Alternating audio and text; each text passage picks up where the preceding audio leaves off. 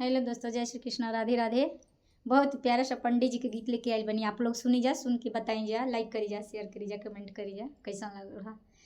पोथिया बाचाई पंडित काइले बने गजी, पोथिया बाचाई पंडित काइले बने गजी, हम के बताई पंडित दीना समुझाई जी, हम के बताई पंडित दीना समुझाई जी। पोथिया बचाई लेबो दुल्हा के मम्मी जी, पोथिया बचाई लेबो दुल्हा के मम्मी जी। बगसर घुमाई बिउनु के चाटो खियाइब जी, बगसर घुमाई उनु के चाटो खियाइब जी।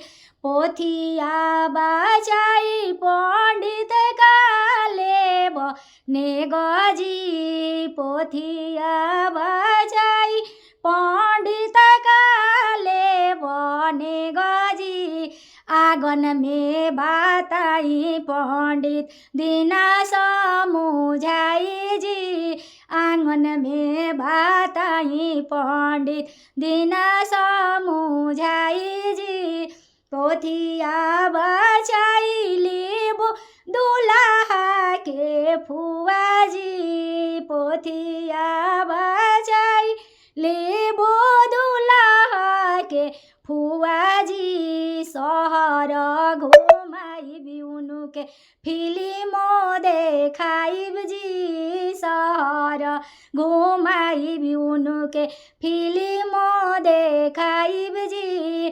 पोथिया बचाई पंडित काले बने गजी, पोथिया बचाई पंडित काले बने गजी।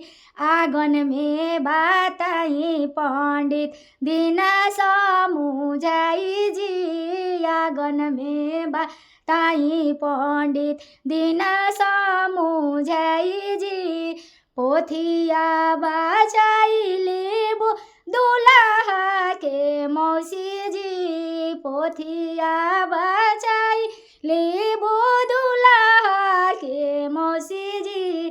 पटाना घुमाई बिउनु के गोल घर देखाइब जी, पटाना घुमाई बिउनु के गोल घर देखाइब जी।